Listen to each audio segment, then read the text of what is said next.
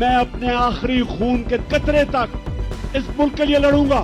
2021 সালের মে মাসে পাকিস্তানের প্রধানমন্ত্রী হিসেবে ইমরান খান সরকারি সফরে সৌদি আরব গেলে সৌদি যুবরাজ মোহাম্মদ বিন সালমান ইমরান খানকে বুলগারির একটি জুয়েলারি সেট উপহার দিয়েছিলেন। পরে ইমরান খান নামমাত্র মূল্য দিয়ে সেটি নিজের কাছেই রেখে দেন। এরপর দুর্নীতির দায়ে ইমরান খানের বিরুদ্ধে মামলা করা হয়।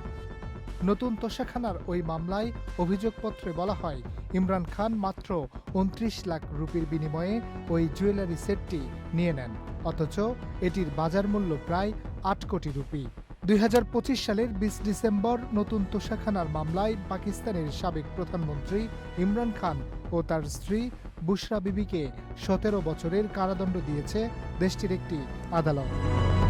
এর মধ্যে ১০ বছরের সশ্রম কারাদণ্ড দেওয়া হয়েছে পাকিস্তান পেনাল কোডের ধারা ৩৪ সাধারণ অভিপ্রায় ও ৪০৯ বিশ্বাসভঙ্গের অপরাধ অনুসারে। বাকি ৭ বছর কারাদণ্ড দেওয়া হয়েছে ধারা ৫ অনুযায়ী, যা সরকারি কর্মকর্তাদের অপরাধমূলক আচরণ সম্পর্কিত। ইমরান খানের স্ত্রী বুশরা বিবিকেও একই ধারার অধীনে মোট ১৭ বছর কারাদণ্ড দেওয়া হয়েছে। এই রায়ের প্রতিবাদে পাকিস্তানের সাবেক প্রধানমন্ত্রী ও পাকিস্তান তেহরিক-ই-ইনসাফের প্রতিষ্ঠাতা ইমরান খান দেশ জুড়ে গণ আন্দোলনের ডাক দিয়েছেন। একই সঙ্গে ইসলামাবাদ হাইকোর্টে এই রায়কে চ্যালেঞ্জ করার ঘোষণাও দিয়েছেন তিনি।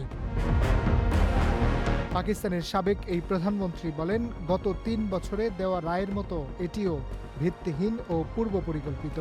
কোনো তথ্য প্রমাণ ছাড়াই এবং তার আইনি দলের কোনো বক্তব্য না শুনেই বিচারক তড়িঘড়ি করে এই রায় দিয়েছেন। তিনি সংবিধান রক্ষা ও আইনের শাসনের জন্য আইনজীবী সমাজকে রাজপথে নামার আহ্বান জানান।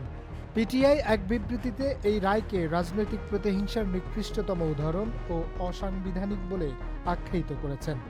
দলটির নেতাদের অভিযোগ, ইমরান খানের কারাবাসের মেয়াদ বৃদ্ধি ও বর্তমান সরকারকে খুশি করতেই এই রায় দেওয়া হয়েছে। Harunur Rashid, channel I.